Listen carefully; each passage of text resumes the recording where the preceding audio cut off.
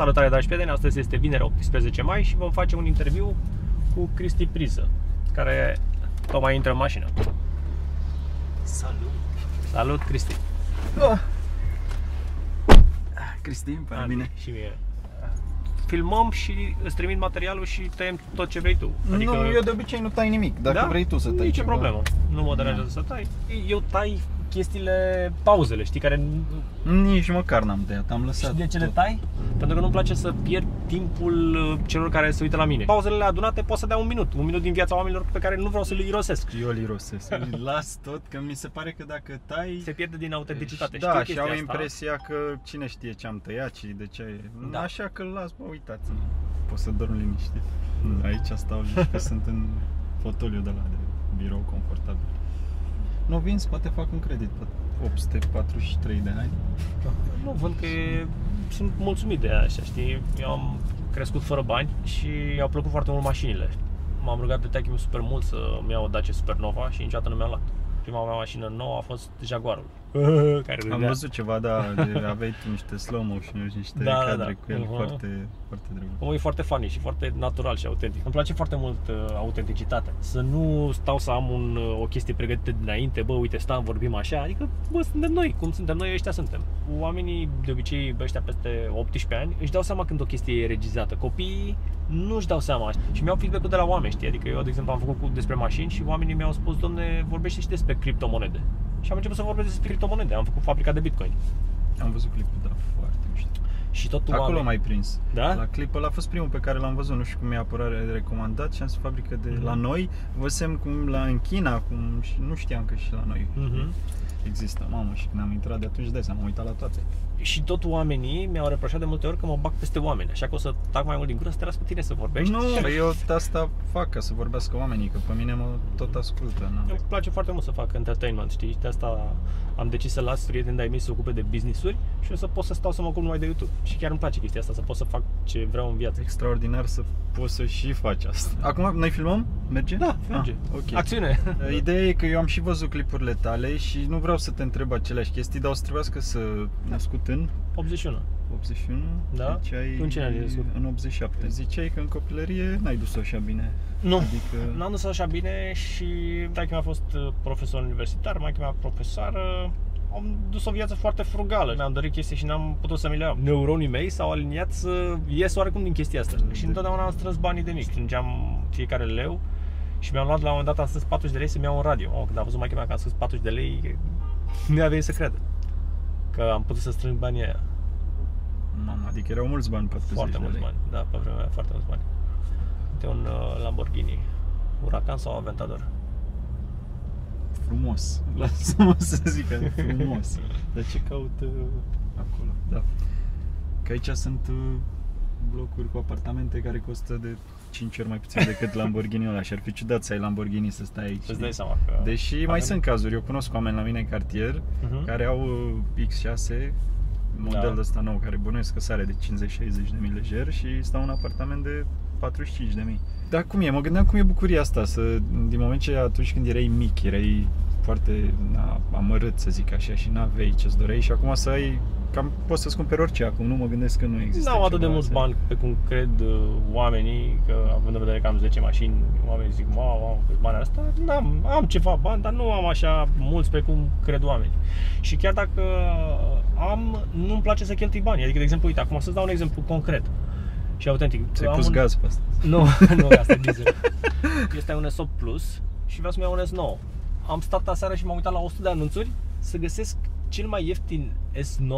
Asta e bine. Să înțeleg că nu ești genul care iese în club, sparge mese. Chiar nu sunt. Când ai fost ultima oară, ții minte? În club? 2 ani, poate. Mamă, 2 ani? Da. Cu Loft-ul acum ai nebunie. Loft, da. Da. Când am fost, nu știu, vezi, doar am auzit că a fost scandalul, nu știu dacă ai fost la curent zilele astea și cu elicopterul și cu nota sau șampania de 100 de mii. Da, astea sunt fiți. Arăți o poziție mai înaltă, să fii mai șmecher și atunci trebuie să iei șampanie de 100 de mii de euro, să te vadă lumea bine. Înțelegi? Asta eu așa le văd. Poate ție nici nu-ți place șampania, dar o iei ca să etalezi o anumită prestanță. Mulți oameni reproșează, bă, ce te îmbraci așa ieftin, mă. Am observat că oamenii cu adevărat bogați, ai văzut că sau gen Zuckerberg sau au un dulap cu tricouri negre. Exact, pentru că nu trebuie să demonstreze. Nu își bate capul cu ce mă îmbrac, își bate capul cu ce mă inventez să ajut omenirea sau să... Dar România știi cum e, bă, trebuie să mă îmbrac, să pun o toală bine, cu un ochelar de firmă, să dau bine. Așa e România, e... Cât de actuale sunt versurile alea de la, nu mai știu, orice amărât are măcar un telefon, măcar o haină de fiță să fie domn, nu mai știu. Exact. Cam acum 20 de ani l-am cunoscut pe Puia, pentru că venea și făcea meditații cu taică meu. Și venea la mine acasă, și atunci nu era celebru. Salut, știi ce? El nu mă știe, îți dai seama. Dar eu știu că, na. Dacă te uiți pe ea. Lasă-ne un comentariu. Te salutăm.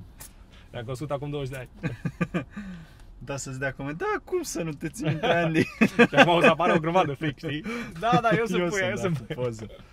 Îmi place să răspund la comentarii multe ori în fiecare... Da, pentru că îmi face plăcere. Îmi face plăcere să vorbesc cu oamenii care mă urmăresc, știi? Și de asta absolut toate comentariile pe care le citesc le marchez cu o inimioară și la multe chiar răspund. Poate la peste jumătate răspund. Nu pot să răspund la absolut toate. Le șterg pe alea care sunt cu înjurături, cu chestii. Astea sunt chiar... Da, un nivel... Uite, hai să fiu și eu. Să fiu haterul, gen ca și cum ai fi luat în mașină un hater și primești comentarii, nu sunt ăștia de normal. Bă, dar du-te, mai venit tu să ne arăți tu că ai greșit. Azi primisem un coment, că am lăsat și eu câteva oamenilor, gen, lăsați întrebări pentru Andy, dacă vezi, și era unul acolo începuse cu bă, iar vii mă să ne arate câte are el multe mașini și că mama are bani, lasă. Mai sunt ăștia, mai sunt. Dar știi de ce? Pentru că România este o țărișoară bazată pe foarte multă ură și invidie. Adică te deranjează foarte mult că mamă, ce are ăla. Exact. Și uneori am simțit și eu chestia asta. De exemplu, eram prin Florida, e un celebru speaker de radio, nu știu, are 60 de ani. Și mă enervează pentru că e puțin hater, așa, vorbește pe toată lumea de rău, atitudine care mă enervează. Și când am aflat că ăla face $100.000 pe zi, mama, a zis așa o ură, și am simțit chestia asta, știi? Mamă, fiera al dracului! Și după aia am calmat, lasă frate să facă, e treaba lui, foarte bine, înseamnă că oamenii îl apreciază pentru ceea ce face. Dar am simțit chestia asta, știi? Adică am simțit hate-ul ăla, știi? Și atunci de-aia înțeleg pe ăștia care mă urmăresc pe mine și mă urăsc, știi? Și le răspuns tuturor, le spun foarte, foarte frumos de răspuns, știi? Adică eu am învățat chestia asta de la Elon Musk. Când cineva te înjură, trebuie să-i răspunzi foarte frumos și non-agresiv. Nu trebuie să-i răspunzi în aceeași manieră, cu aceeași monedă, știi? Și asta fac. Ăia care mă înjură le mulțumesc frumos, le respect părerea, le spun că aș fi apreciat dacă mi-ar fi spus chestia asta într-o manieră puțin mai civilizată. Adică ok, n-am nicio problemă dacă nu ești de acord cu mine și nu ești de acord cu stilul meu. Dar spune-o și tu, cât de cât într-o manieră civilizată, ca să ne înțelegem ca oamenii. Exact, mai pățeam asta și la stand-up. Și eu înțeleg, păi, poți să zic, nu-mi place genul tău de umor, nu-mi plac numetele, dar de la, bă, lasă-te, du-te acasă, ești de căcat, cu du-te, nu pot să înțeleg asta, n-am înțeles niciodată. Mă deranjau chestiile astea, dar acum nu mai mă deranjează. Am reușit să ajung la nivelul la care să nu mai mă afecteze chestiile astea și să râd, înțelegi? Da, mie îmi place eu de obicei când primesc un comentariu de hate, e exact în maniera în care spuneai tu, îi răspund așa frumos, ca de unde el e agresiv, dacă îl primești cu hei, salut, mersi mult pentru coment, să te înjure iar după ce te-ai fost politicos, băi, stai un pic, ce fac? Da, deci așa trebuie tratați haterii. E ușor să zici, bă, nu pune la suflet. Chiar dacă tu vrei să nu pui la suflet, s-ar putea să pui la suflet. E mișto când ajungi chiar să nu spui. S-ar putea să ai și tu o zi proastă și tocmai atunci să dai de un comentariu. Exact. Când m-a întrebat unul, nu dați-să bani, nu dați-să bani, de unde? Vreau să zic, de la măt. Da, sunt oamenii foarte, n-am înțeles niciodată. Eu încerc să învăț, dacă văd că un om a reușit și a făcut ceva, băi, să-l ascultăm să vedem ce a făcut, poate ne ajută cu ceva. Da, e ca și când... Sau la noi și asta, a furat, clar, a furat. Nu știu dacă ai văzut povestea vieții mele, că am pus povestea vieții mele, 1 și 2. Ferma de struți cu vipele, da, nu am pretenția că am făcut eu totul de la zero. Da, am primit de la ai mei, dar nu știu câți oameni, dacă ar fi primit 100 ceva de mii de euro de la părinților, nu știu câți ar fi ajuns să facă milioane de euro. Nu am pretenția că am făcut-o singur, am avut ajutor de la ai mei, am avut noroc. Am și spus, este o combinație de noroc, perseverență. Nu e ca și când, da, frate, meritul meu, am făcut totul la zero. Nu, n-am zis chestia asta. Nu vreau să par ceea ce nu sunt. Ce sfat ai da unui om care poate vrea să înceapă o afacere și nu are absolut niciun leu, nu știu? Cred că singurul sfat pe care aș putea să-l dau este să fie perseverent. Pentru că, în general, am învățat să nu dau sfaturi. De ce? Poți să ajungi să ajuți omul ăla sau poate sfatul ăla să fie printr-o conjunctură să nu fie un sfat bun. Și după aia vine omul ăla la tine, băi, ce sfat mi-ai dat, am pierdut nu știu câți bani din cauza ta. Deci, la început nu m-a interesat chestia asta, dar am învățat să nu dau sfaturi. Și atunci eu nu dau sfaturi, eu doar arăt ce am făcut eu. La început când am făcut fabrica de Bitcoin, păi s-au apucat mult să zică, păi ce faci, mă, tu vrei să crești prețul monedei, asta urmărești tu. Adică eu dintr-o chestie care nici măcar nu urmăream absolut nimic, oamenii au găsit ei motivația de ce fac eu chestia asta, știi? Da. Păi probabil și acum cu YouTube-ul o să îți spună că ai, nu știu, vreun plan ascuns să faci ceva, să... În vlogurile mele am încercat să nu vând nimic, frate. Nici măcar firma de decarbonizare, când am văzut despre ea, am văzut, n-am dat nume. Da. Bă, pentru că dacă nu vând nimic, atunci oamenii au siguranța că, bă, omul ăsta chiar nu are niciun interes. Dar tot nu poți să-i convingi pe ăia care sunt. Da. Da, e bună și diversitatea asta. Trebuie să fie, ar fi fost ciudat să te placă toți, nu te bănuiască nimeni. În momentul când mi-am dat seama că nu am cum să îi mulțumesc pe toți, atunci am realizat că, bă, stai un pic, e ok să am hate. Că n-am cum să fac un content care să placă tuturor. Nu am cum. Unora le place ceva, altora le place altceva. Și atunci, atâta timp cât îți asumi că nu poți să mulțumești toată lumea, e ok să ai hate. Parcă ați așa o frustrare. Ce ăla face atâția? După aia mi-am dat seama, stai mă un pic, ce dacă să-i hate? Lasă-mă să mă uit la viața mea, lasă-l pe ăla, face că sunt oameni care fac milioane pe zi. Hai să revenim de școala generală. Școala generală, eu am făcut și școala și liceul, le-am făcut în aceeași clădire, pentru că în momentul când am trecut de la școala la liceu, școala numărul 104 s-a transformat în liceul Vulcănescu și am stat 12 ani în aceeași clădire. Sunt un tip foarte comod și școala era la 5 minute, făceam 5 minute pe jos. Și de asta și mi-am ales să fie totul acolo. Nu-mi place să stau să pierd foarte mult timp în trafic. Majoritatea timpului mă duc cu bicicleta. Am și făcut un vlog cu chestia asta. Ce tare! Și cum e în trafic cu bicicleta? Foarte mișto. Eu am o bicicletă electrică, merge cu 60 la oră viteza maximă, fără să dai la pedale. Uneori dau la pedale, uneori nu dau. De exemplu, acum mi s-a stricat bateria și a trebuit să dau la pedale, că nu mai aveam nimic electric pe ea. Îl știi pe Marius de la Bucharest Bike Traffic? Nu, l-am descoperit acum o lună. N-ai voie să stai nici pe telefon, nici când stai la semafor, adică, mi s-a părut că exagerează așa un pic. Dar îmi place, adică urmăresc postările. La ce te mai uiți pe YouTube? Am început să urmăresc chestii cu mașini. Au 100 și ceva de mii de abonați și fac contentul ăsta, de ce aș putea să fac și eu? Dar nu știam cum să încep. Dar citind fiecare comentariu și luând un feedback-ul de la oamenii care mă privesc, am știut ce să fac.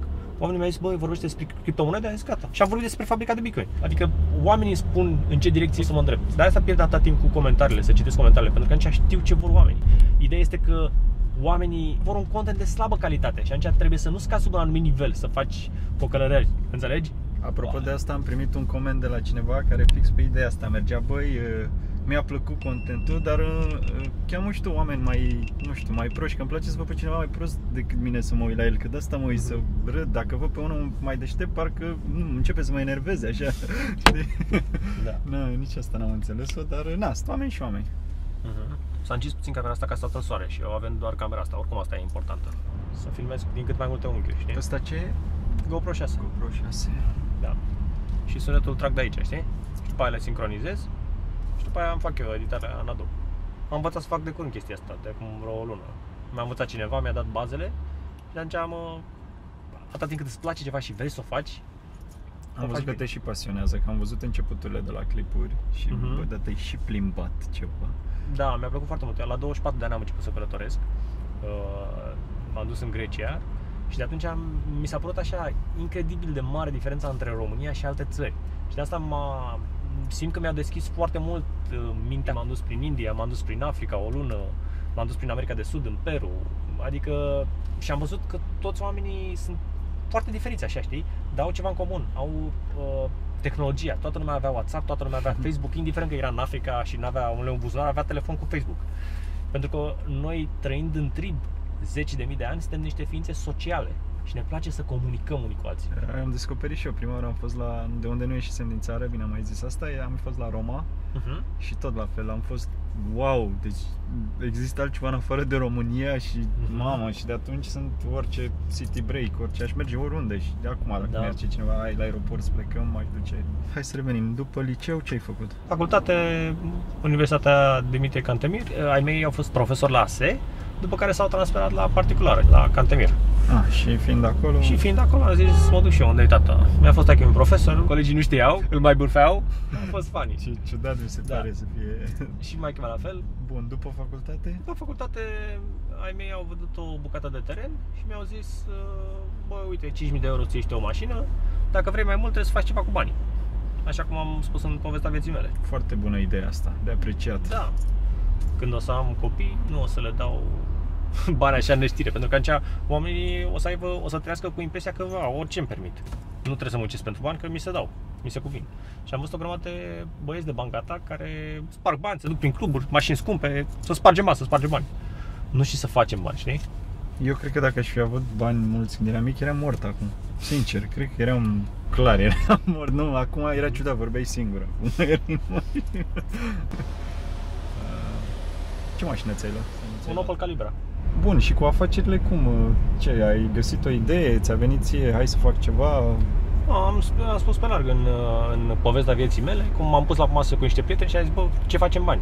Și ăștia au zis, unul dintre ei a zis, bă, păi tu ai terenul ăsta mare, hai să folosim avantajul competitiv pe care ți-l oferă terenul. Smart, bună idee. Da, și plus că aveam și mult teren în arendă și aveam cereale, luam cereale, știi, gratis de pe el, că era dat în arendă. Și aveam și mâncare, adică practic era, bă, n-avem cum să pierdem. În fine, mi-am notat fiecare cheltuială într-un Excel și l-am publicat acolo, că așa sunt foarte ordonat, știi, și fiecare cheltuială mi-o notez. Ce-mi place la mașina asta, că accelerează singură și frânează singură, știi, nu trebuie să accelerez eu sau să... Nu știu, eu mă simt ca într-o casă, nici nu-mi dau seama că suntem într-o mașină, parcă sunt la tine acasă, așa, în apartament și uit, că îmi dau seama că ne mai mișcăm. Trebuie să dau așa mai pe spate aici, să te relaxezi așa. Că nu mai plec, mă găsești aici peste 2 săptămâni. Îmi place chestia asta, că reglezi de aici scaunul tău, știi? Uite, și acum o să pornească singur, ai văzut? S-a pornit singur. Îi dăm un șpriț, dar acum avem roșu și n-a văzut roșu.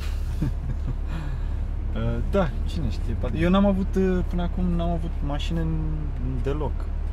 Și deși am permis de 10 ani, am mai condus periodic așa, dar n-am avut mașină. Și cred că îmi place atât de mult asta, încât prima pe care o să-mi iau o să fie un Calibra de la 91 probabil. Tu câte mașini ziceai că ai? Bă, nu știu câte mașini am undeva între 10 și 13 mașini. Dar nu știu, că nu stau să le număr. Și bănuiesc că ai una care te plimbi mai des, nu? Sau le rulezi așa? Nu, le rulez. Da? Da, n-am una care să mă plimb. Mă plimb și cu Jaguar-ul, mă plimb și cu E8-ul. Dar mașina mea favorită din toate este Audi-ul S8 cu motor de Lamborghini. Are 5,2 aspirat, 450 de cai, stock. Stock. Mi-a lăcrimat sufletul. Din ori am primit o lacrimă în suflet așa. Motor de Lamborghini. E mișto că știi care e faza? Un Lamborghini e foarte rigid, adică nu e confortabil, nu e o mașină confortabilă. Te duci în ea, faci așa, orice gropiță o simt, pentru că așa trebuie să fie o mașină sport, să nu se încline. Aia, Audi-ul, știi cum e, ca ăsta, ca un S-Class, amortizoare pe aer, adică plutești deasupra gropilor. Pe un Lamborghini, dacă e o groapă, știi cum faci? Deci aveam un prieten și-a luat Ferrari, s-a dus cu el până la Monaco, a zis mă întorc cu avionul și pun mașina pe platformă, nu mai avem nevoie de așa ceva. Așa sunt. Mogur Mihaescu Garcea, da. El mi se pare că a avut primul Lamborghini din țară, nu mai țin exact. Și știu că când se ducea în povestea se ducea cu el la mare, tot la fel, îl ducea pe platformă și se întorcea cu el, că nu puteai să... Știi, și după aia mă întreabă lumea, de ce nu ții un Lamborghini? Da, pentru România, pentru București, pentru drumurile noastre, nu știu, Lamborghini-ul... Pare că dai banii aiurea pe el. Când probabil banii o să fie 5% nu din total net worth, din banii cash pe care i-am. Poate atunci o să-mi iau un Lamborghini. Bănuiesc că dacă ai 10 de milioane de euro, nici nu... Da, exact. Nu e cazul meu, ți-am zis că nu am atâția bani. Nu vreau să par ceea ce nu sunt. Are și trapă la banii ăștia.